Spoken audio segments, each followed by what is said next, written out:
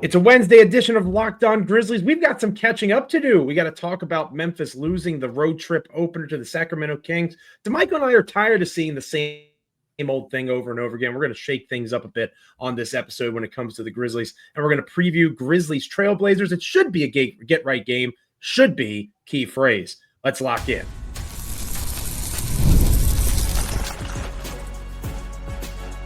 You are Locked On Grizzlies, your daily Memphis Grizzlies podcast, part of the Locked On Podcast Network, your team every day. Welcome to our Wednesday edition of Locked On Grizzlies. It is I, Joe Mullinax, not flying solo today, here with my wonderful co-host, Damichael Cole of the Commercial Appeal there in Memphis, Tennessee, award-winning Memphis Grizzlies beat writer for the Commercial Appeal. We apologize for not having a show yesterday. Life happens sometimes, right? Life comes at you fast. And every once in a while, actually living has to be prioritized over this podcast. But we're back with you today, and we should be with you the rest of the week. Again, we ask your forgiveness and pardon as we get caught up here today on Locked On Grizzlies. Today's episode of Locked On Grizzlies is brought to you by Prizepicks. Download the app today and use the code LOCKEDONNBA to get $50 instantly when you play your first $5 lineup. Prizepicks, run your game. Make sure you're subscribing on Apple, Spotify, Amazon, YouTube, literally anywhere you get podcasts. Make sure you are liking, commenting, rating, reviewing, and again, subscribing, making Damichael and I a part of your NBA and Memphis Grizzlies content consumption each and every time that an episode drops. Also, make sure you're subscribing to LockedOnDaily.com. That is LockedOnDaily.com. Get yourself a Grizzlies newsletter, words from me each and every day for free in your inbox, LockedOnDaily.com. Go and subscribe today. Damichael, it's good to see you again. The last time we spoke, we had high hopes, it felt like, for this West Coast road trip, and it started with a loud thud and a dud, right? Unless your name's Desmond Bain, that's important to point out. Des played really well, but as I wrote in my newsletter for the podcast here on Tuesday, I believe. Which was good, which was really good. Oh, thank you. I appreciate that. The Grizzlies are struggling with getting combinations of performances, right? Yep. And there's reasons for that. I wrote about Morant missing essentially a third of the season to this point. Not sure you can really count on him physically anymore, at least not this season. Maybe that's a hot take that you'll agree or disagree with. The more lukewarm take is the Grizzlies have to prioritize. They can't just get Dez scoring 44 points, which is phenomenal. Good job, Dez. I think Jaren scored 12. Right? You can't just get Morant dropping 44 against the Cleveland Cavaliers and then Dez and Jaren combining for 25. The way that this Grizzlies team is constructed, and again, this is off-season conversation, that they are not good enough right now to compete for a championship the way they are because the Marcus Smart trade was a failure, right? I think everybody can agree with that. Marcus Smart is no longer here. It was essentially a salary dump. They freed up their money for the summer, but they're starting two rookies. And as fun as that is to say out loud and think that that's really cool, because it is really cool, it's not something that is conducive to competing for championships. So they are what they are. And if they are going to outkick their coverage, so to speak, if they're going to overperform, they need the three guys that are paid like superstars to play like superstars at or around the same time. And if that doesn't happen and they don't defend, they're going to lose by double digits to the Sacramento Kings of the world. Yeah, you talk about the fact that I think it's somewhere roughly 15 or so games that all three, 14, I think was the exact And they number. play great together when they play together, right? It's something I think somebody posted is like a plus 11.3 net rating when they're on the court together, but we just don't see it enough. Yeah, exactly. So and they've had some good stretches together and whatnot, but we just don't see it enough. Exactly what you said.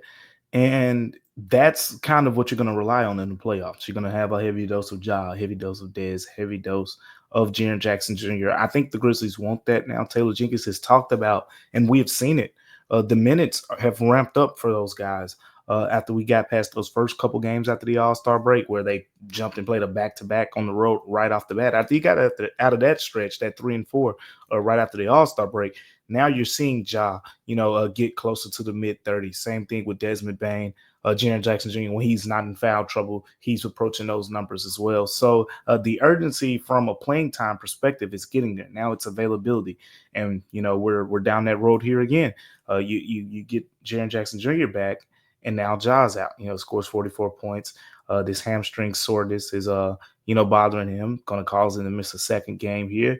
So that's something we've talked about the Grizzlies wanting to be careful with that because you don't want it to turn into a grade 2. And now you're asking the question, can Ja be back by the beginning of the playoffs or something like that? And that's definitely not the situation that you want. So, look, it's tricky. It's frustrating because you want to see the guys play together. You look around the league, you're watching, Shea Gilgeous, Jalen Williams, at least for the most part. I know he had a recent injury. Those guys are on the floor. Same thing with Chet. He was hurt earlier this season, but they're playing. They're figuring things out right now before the playoffs. You look in Houston, outside of a recent stretch, of injuries that they've had, those guys have been out there. And building that continuity is really going to tell us a lot about this Grizzlies team. And then the timing doesn't, help. Like it's right before a very important road trip where the Kings game, I wouldn't say it was an afterthought, but this wasn't, you got the Clippers and OKC on this road trip. I don't think anybody was saying, the Kings game is the one I'm most scared of. It's those other two where two teams have really kind of beaten up on you a decent amount, between the Clippers and OKC. So, now I think when we talked about this road trip, I said that you wanted to be 4-1 with a loss to either OKC or the Clippers, and now you're hopeful for 3-2. You would love to go 4-1 still and beat both of them, but you're in a tough spot because just like we just talked about how they were the 2 seed a couple of days ago, now they're back to the number 5 seed. So things change fast, and the injuries are not helping. And they should care immensely about their seeding. They should care immensely. There's a huge difference between being the 5 seed and the 2 seed in this Western Conference. It is a gigantic deal. But if Ja can't go, he can't go. Nobody knows his body, better than he does. But I posed this question on X to Michael because there were a lot of upset folks on social media, as there tend to be after Grizzlies losses. And I asked this simple question. Who was the 3rd best player for the Memphis Grizzlies in your mind against the Kings on Monday? I think you could make an argument for Jalen Wells. You can make an argument for Brandon Clark. Like, those guys did some good things in that particular game. Now, who was the 3rd best player for Sacramento? Zach LaVine, Keegan Murray. And hopefully, as you hear me say those names, you understand the point that I'm trying to make. We can criticize Taylor Jenkins till the cows come home. That's a very old person thing to say. We can criticize Taylor Jenkins all day. All right? I think that there's room for criticism. We've talked about those things before, and I'm sure we'll continue to discuss them. But at some point, Zach Kleiman needs to take some ownership of what this roster is, because it is not fair entirely to a coach to have to depend on the type of players that he is having to depend on. It's been swing or miss after swing or miss over and over again when it comes to trying to acquire these guys. And somebody was talking, and I need to start taking notes so I can give people credit. They were talking about Chris Wallace, right? Because it's really fun to hate on Chris Wallace. Trust me. I went on the Gary Parrish show back on 92.9 ESPN back in the day and lost my freaking mind when that dude didn't trade Tyreek Evans in that lost season. The one good thing he did, and I basically yelled at GP. Sorry about that, Gary. But the reality is he had, 12 years to build the roster? Mm-hmm. But there were different expectations. We talked about how this group is different than grit and grind. There's a different level of talent. There's a different level of money being invested. Tony Allen was not making 9 figures. I'm sure he wishes he was, but he was not. Right. Zach Randolph wasn't even making that much money at the time, right? So we're looking at a roster that is vastly different in terms of talent. At some point, the gap between those 3 guys and everyone else has to be closed, and that can't just be on coaching. Yeah, that's definitely a great point, and I'll go a different direction and kind of make the same point here. But I think if you've watched the Grizzlies closely over the last month or so, or if you go even going back to January when the competition has ticked up, your eyes will tell you that Taylor Jenkins doesn't trust the rookies. 100%. Your eyes, if you're watching these games, you see it. You see early in the third quarter of a couple games. We've seen it a couple times this year where Jalen Wells and Zach Edey will kind of be yanked out and he'll sub in. I think the last time it happened, it was Brandon Clark and Vince Williams came in, who's struggling a bit himself. But yeah, he doesn't wholesomely trust the rookies like he did their predecessors. And by their predecessors, not exactly last season, but you talk about in the playoffs, Dylan Brooks and Steven Adams were the two guys who were playing in those specific, positions around Ja, Diggs, and Jaren. So it is different, when you point that out. And quite frankly, if you're a coach and you don't trust the guys who are probably your best options or expected to be your best options in their roles, then maybe that's a way of, look, I'm doing the best with what I got. And if a coach feels that way, then you redirect the conversation elsewhere. Look, credit to Zach Kleiman for finding those guys in the draft to the point where you could draft 2 plug-and-play rookies the way that it did. But as you said, Joe, you said it perfectly. Playoffs aren't the goal here. If playoffs was the goal, then, you're patting Zach Kleiman on the back. Man, you just got 2 rookies to help the Grizzlies get back in the playoffs after such a bad season. That ain't the goal here. The goal here is to compete for championships. That's something Zach Kleiman understands. That's something Taylor Jenkins understands. That's something the players really want. That's something me and you talk about, Joe, and everybody else. Everyone wants to see his team win a championship and those championship goals. And it's tougher to see that happen when you're going into a playoff series against the Lukas, the LeBrons of the world, these guys who have all this playoff experience and this savviness, and you got 2 rookies on the floor. 2 rookies on the floor that are simply not ready, right? And if there is a post-mortem on this season and change comes, whatever the case might be, I think that it's important to spread the issue around, right? It's not entirely on Taylor Jenkins. He might be the scapegoat. He might be the fall guy, but it's not entirely on Jenkins. The players have to play. There has to be talent surrounding them, and Zach Kleiman has swung and missed on a couple of occasions in terms of bringing in guys that fit that bill. And when we come back here on Locked On Grizzlies, Damichael and I aren't just going to sit here and pout. Okay, that's not how we are. We're not wired that way. To quote the kids out there, we're dogs, all right? We're going to figure this thing out like dogs do on podcasts, all right? We're going to shake things up a bit and try to wake the Grizzlies up. Stick around for that. I promise I'm not going to bark anymore.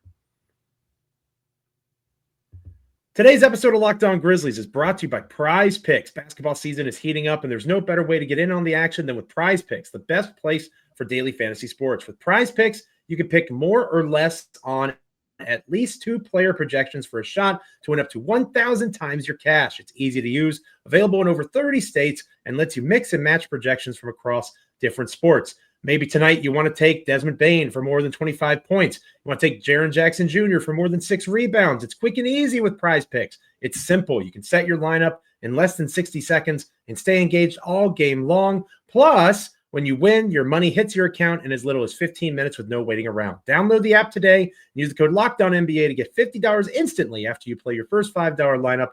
That's code LOCKEDONNBA for $50 instantly after you play your first $5 lineup. Prizepicks, run your game. Today's episode of Locked On Grizzlies is also brought to you by Hungryroot. When it comes to grocery shopping and meal planning, I have this ongoing problem. I just don't have the time between work, life, trying to eat healthier. I'm constantly feeling stressed out, Damichael. I go to the grocery store, I buy things I don't need, and then I end up with no time to actually cook, and I'm eating random bags of chips. And that's really hard to stick to health goals when you're pulling things off like that. But everything changed when I discovered Hungryroot.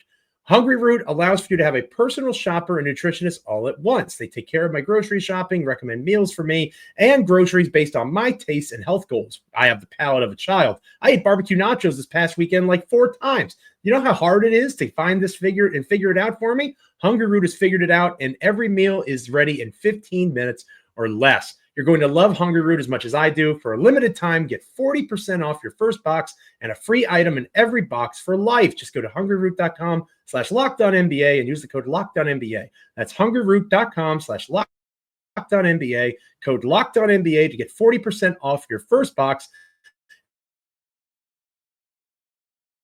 and a free item of your Locked On NBA don't miss out. I do not regret the 4 helpings of barbecue nachos, by the way. All right, Damichael. So we're shaking things up here, right? We're not going to make excuses. I promised I wasn't going to bark anymore. But, right? I'm a dog. All right. I'm a podcast dog. All right. That's right. Is it dog or dog? It's dog. D-A-W-G. Okay, I'm sorry. No dogs. Right. I'm a dog. We some dogs. All right? Yeah. I'm a dog. All right. And as a, there you go. Dogs, that was much better than my bark. I was more like a Pomeranian. You were a Rottweiler there. So anyway, barking aside, shout out to DMX, rest in peace. We are in a place where we are going to try to figure this out. We're going to try to shake things up. Hopefully, Taylor Jenkins, noted proud listener of Locked On Grizzlies. That's not true, but we're just going to pretend like it is. We know that TJ is listening. Taylor, here's how I would shake things up. All right. Mm-hmm. Yeah. I would go big because we'll talk more about this here in a moment. Santi Aldama, as predicted, went from doubtful against the Kings to questionable against the Trailblazers. Likely, as long as there's no setbacks, that he makes his return from the injury list tonight in Portland. I would start Santi Aldama instead of Luke Kennard. So my starting 5 tonight would be Desmond Bane, Jalen Wells, Santi Aldama, Jaren Jackson Jr., and Zach Edey. Now, you might be asking why, Joe. It's a different look. It is size-based. Obviously, Santi Aldama, while I think he's a better defender than Luke Kennard at this point, it's not like the gap is seismic, right? They're comparable. They're in the same ballpark defensively. But Santi is bigger, and it allows for a shakeup in terms of Jalen Wells defending potentially a different position. It gives a different look defensively and makes a team like the Trailblazers have to respond to your size. It is different. It is shaking things up. That's the purpose of this, giving a different look, playing with a little bit more size, hopefully winning the rebounding battle and making sure that you maintain the possession advantage in this contest. So that would be how I would shake things up. I'm still playing Luke Kennard starter minutes, right? He's still getting 26, 28 minutes. I like his pop off the bench. I think he brings some energy. He can facilitate offense. It's possible Scottie Pippen Jr. plays in this game as well. Obviously, that would help in that regard too. But I think that would be what I would do to try to send a jolt of energy through the lineup. I would try to maximize Santi's return. What say you, partner? I'm prioritizing defense. Okay. But I'm thinking, look, you ain't gonna like part of this, but I don't care, Joe. It's time to shake some things up a little bit. You're not gonna do it. More John Conchar minutes. No, Damichael. More John. Who's getting? We need some perimeter stops around here. So you're gonna play John Conchar? Yeah. Who else? More John Conchar. That's not the only one. I just knew that one would get a little bit more Lamar Stevens as well. Let's get a little bit more of those guys. I like what you said about Santi, but knowing the Grizzlies, knowing Taylor Jenkins and the way they like to operate, I mean, it's very possible. It's very possible. But I suspect when Santi returns from that calf injury, they're probably going to have that first game. Where I don't know if he's going to be really, quote unquote, restricted, but I don't think they'll try to throw him out there for 30 minutes or so. And with Lamar Stevens out against the Trailblazers, that means you're starting John Conchar? Is that what you're trying to say to me right now? Is you would insert John Conchar, or are you just playing him? I'm not starting him. I'm playing him a little bit more. We got to ramp up. Throw up in my mouth. Look, hey, I'm going to just call it straight like it is. The Kings game showed a little bit, and Jake LaRavia hasn't even been great with the Kings, so I don't want to kind of miss. That is important to point out. There was a lot of Jake LaRavia revisionist history on social media yesterday.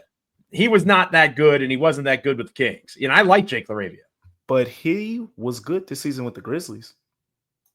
He was good with this year. That's fair. And my point is, you traded a wing that, even if you look at his raw numbers and you say he wasn't that impressive, he was shooting a career.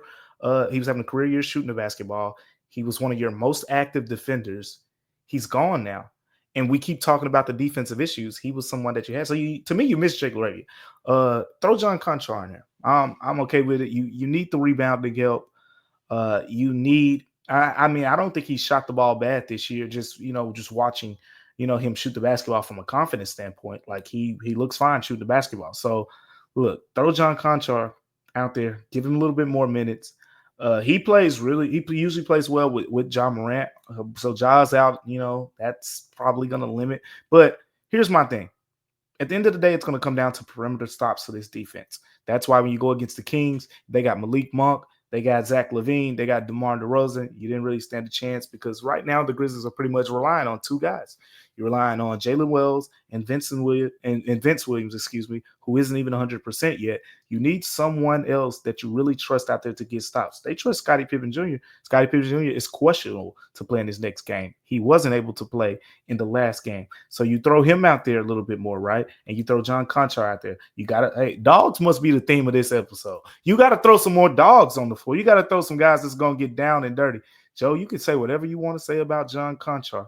You can't say the man is not going to get down and dirty and won't make some of those. I don't understand why you don't like John Conchar. You're a coach. He's like a coach's type of guy. That's why Taylor Jenkins likes him. Like, he's a coach. You don't have to worry about him, taking too many unnecessary risks. He's going to go by the book. He's a sound defender. He's going to be exactly where he needs to be. And he's going to do his 1 out of 5. Sometimes guys try to do 2 out of 5. He's going to do his 1 out of 5. And coaches usually like that, Joe. But I guess Coach Mullinax ain't a fan of it. I don't know. Damichael, what's the game that we cover and talk about almost every day? What's the name of the game? Okay, what's it called? It's called basketball. It's called basketball. Okay, and what is the purpose of the game of basketball, partner? No, you put the ball in the basket. Oh, okay. And what does John Conchar seem to hate doing? He don't like putting the ball in the basket. He does not like putting the ball in the basket. Okay. That is why I do not like playing John Conchar. Unfortunately, I can't argue with anything you just said because, as usual, you are logical, and it is a fair point. Do I trust John Conchar more than G.G. Jackson, who is currently in the G League? And I know you're going to talk more about that on tomorrow's show. Do I trust John Conchar more than him at this moment? Yes. Yes, I do. I said it quietly. Say it again, John. Yes, fine. I trust John Conchar. We won. John Conchar. We just won on Locked On Grizzlies. We won. I can't believe it. Everybody screen grab this moment. Remember the day. Remember the day. He said it.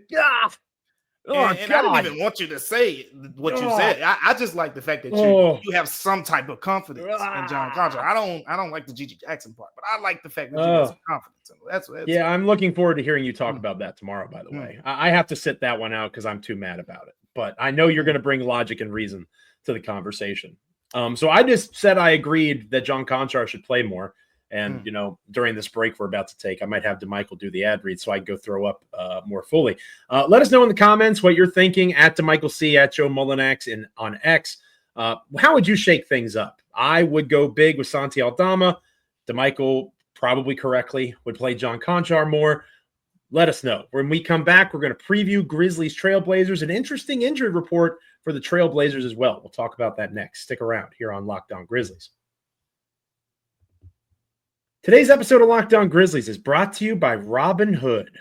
With Robinhood Gold, you can now enjoy the VIP treatment, receiving a 3% IRA match on retirement contributions. The privileges of the very privileged are no longer exclusive. With Robinhood Gold, your annual IRA contributions are boosted by 3%, plus you also get 4% APY on your cash and non-retirement accounts. That's over 8 times the national savings average. The perks of the high net worth are now available for any net worth. The new gold standard is here with Robinhood Gold. To receive your 3% boost on annual IRA contributions, sign up at robinhood.com/gold. Investing involves risk. Rate subject to change. 3% match requires Robinhood Gold at $5 a month for 1 year from first match. Must keep funds in IRA for 5 years. Go to robinhood.com/boost. Over 8 times the national average savings account interest rate claim is based on data from the FDIC as of November 18th, 2024. Robinhood Financial LLC, member SIPC. Gold membership is offered by Robinhood Gold LLC. The NCAA tournament is here, and so is the bracket breakdown. Locked On Podcast Network and Amazon Fire TV channels are teaming up to deliver NCAA tournament coverage like never before. Watch studio shows featuring former players and Locked On's local experts as they guide you through every upset, buzzer beater, and bracket matchup. Stream it all for free on Amazon Fire TV channel. Search Bracket Breakdown to see it all for free. It's your team every day. Damichael, I don't know if you saw that episode on or that show yesterday, but they had Yeah. Gordon Hayward on the show. Gordon Hayward was on that show. They're doing it big over at Locked On College Basketball for the tournament. Yeah, that's smooth. That's smooth. That's good stuff. I go check them out. I'm going to check them out. I need to finalize my bracket. I'm running out of time here. Me too. Mm-hmm. So, well, we all know who you're going to put in the finals. It's going to be Tennessee, right? Very predictable. Though it could be Memphis. Ooh, Memphis, most beautiful land in the world. I mentioned earlier the injury report, and the injury report for the Trailblazers is as follows. They have DeAndre Ayton, Jabari Walker, Robert Williams III all out against the Grizzlies.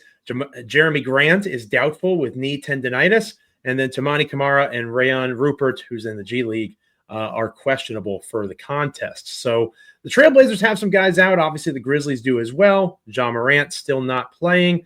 Lamar Stevens out for this contest as well, as we mentioned a moment ago. This is another one of those games that the Grizzlies are supposed to win, right? The Kings are a better team than the Trailblazers. The Kings are not actively trying to tank. The Trailblazers kind of are at this stage. But the Trailblazers have young talent. They're athletic enough that they can hang around. They've kind of mastered the tank in that they're tougher than you expect them to be, and then they lose at the end. So you feel good. Lots of moral victories in Portland this time of year. How do you feel about this game? It's one that, again, after losing to the Kings, if they're going to have this 3-2 road trip, as you talked about earlier, they have to win this one. Got to win this one. Look, Portland isn't a pushover. You said it a little bit there. They mastered the tank, but they've mastered the tank like in a bad way. Like they're winning too much. I think shout out to our guy Keith Parrish. He pointed it out as well. I think he pointed out the fact that they're 17-12 in their last 29 games. And look, quite frankly, I'm going to say all this, but at the end of the day, you don't lose to Portland. But I do want to be, make aware that this team, overall, like they've won. This is not the Utah Jazz. This is not the Washington Wizards. They got 30 W's this year. They got 30 wins. And look, they took the Cavs to overtime, like earlier. I think it was earlier this month. Yeah, it was probably a couple weeks ago. They took the Cavs to overtime in that game, and we in Memphis know how impressive the Cavs are. So look, this is not a game that you overlook them. You mentioned a lot of players that are out, but I didn't hear you say Anthony Simons. I didn't hear you say your boy Danny. Donovan Clingan has been giving them some good minutes. It's late. That was your guy too. They got some really good players. And Tamani Kamara, if he plays, he's kind of turned into a game record for them. He's one of those chess pieces that can guard 1 through 4, 1 through 5. He plays the passing lanes. He gets the steals. And what I'm starting to learn as we kind of cover this Grizzlies team over the course of this season, he's the type of players that this Grizzlies offense hates. How many times do we see it? It's that one player who, has a field day defensively against this team because, we saw it with Dyson Daniels. That one really jumped out to me. But I think OG Anunoby, we saw it earlier this season, with him as well, in that Knicks game. And we've seen it a couple times with Amin Thompson. But, yeah, guys, with the way that this offense, how free-flowing it is, if you go against those defenders who, are really good at playing those passing lanes and really and aggressive defenders like Tamani Kamara, they'll make you pay. So, like I said, with all that being said, you don't lose this game. You try to beat the crap out of them and, get you some rest and get ready for the next one. But it is an improved Portland team. This isn't just get up late, going to show up to shoot around 5 minutes late, type of game. Now, you come to play, especially with we mentioned that some of the guys you're going to be missing. Ja Morant still remains out. Dez is coming off of a big night, but Jaren isn't. For Dez, maintain this. Let's stack the performances up. I know you don't got to score 40, but stack another performance on top of this one, and let's see him and Jaren. That's my prediction. Jaren Jackson Jr. and Desmond Bane. It's not that bold, but look, we're talking about it. You wrote about it. Let's see Jaren Jackson Jr. and Desmond Bane both score over 20 points in this game. That's a good prediction. I like that. This game terrifies me for the reasons that you outlined a moment ago. Who in the world do the Grizzlies put on Denny Avdija? And that's going to sound like a dumb question, and someone's going to make fun of me in the comments. And who the hell is Denny Avdija? Tell Joe, me you love you that don't. guy, man. Tell me you that don't guy. watch the NBA without telling me you don't watch the NBA. Denny Avdija is one of the most underrated players in the National Basketball Association. The guy can cook, and he will fricassee these Grizzlies if they do not get it together defensively. And you mentioned Donovan Clingan. Donovan Clingan is just my boy, all right? We conveniently push it to the side, but you know what? I'm feeling frisky on Locked On Grizzlies. Let it out. This boy he was the Memphis Grizzlies. He was their boy, and they weren't able to. We heard the rumors about Memphis trying to move up, and it didn't happen for whatever reason. And I like Zach Edey, especially after that lady was not very kind to him. Kristen Peak, I believe is her name. But Yep. very nice to Zach Edey. All right. So this is going to be an interesting game. Hopefully Zach Edey takes it personally, and he goes out there and he puts on a performance he's capable of as a 7'4", 290-pound big. He himself together a little bit. It's not like Clingan is that much faster than Edey. I think that's important to point out. Clingan's a better athlete. I think that's fair to say, but it's not like if you had them both run the 40-yard dash, Clingan's completely cooking Edey. I think that this is an opportunity for Memphis if they play it the right way. If they have the right mentality, as you alluded to, if they go to shoot around, if they practice hard, if they're locked in, this should be a win by 7, 8, 9 points. If they don't, the Portland Trailblazers will have them questioning where do they go from here going into the actual more difficult part of their road trip because they did not take these teams seriously. Sacramento is not as good as Portland, Sacramento is better than Portland, but the Trailblazers are not just going to lie down for the Grizzlies. They are going to compete. Thank you so much for being with us on this episode of Locked On Grizzlies. It is appreciated. Tomorrow, Damichael will be flying solo. Again, if you're an everydayer to Locked On Grizzlies, you are well aware of my washness, not staying up late for that game. I'll watch it the next morning. Damichael will have you, and Damichael, you're going to talk about the game. Conspicuous by his absence on this episode, we wanted to leave it for you, as I mentioned earlier in the show. Gigi Jackson being sent down to the G League, a G League assignment for Gigi. Again, I'm the guy that wanted Gigi to be the sixth man scorer. So you did. I don't know that I can rationally handle this right now. I think you're going to discuss it a little bit cleaner than I would. Yeah, but I still have some strong thoughts, though. I do have some strong thoughts on this. And, we're going to get into it tomorrow as well as break down this game. There needs to be some improvement from the Grizzlies, too, especially on the defensive end. But, we got to talk Gigi Jackson. We got to talk about that situation.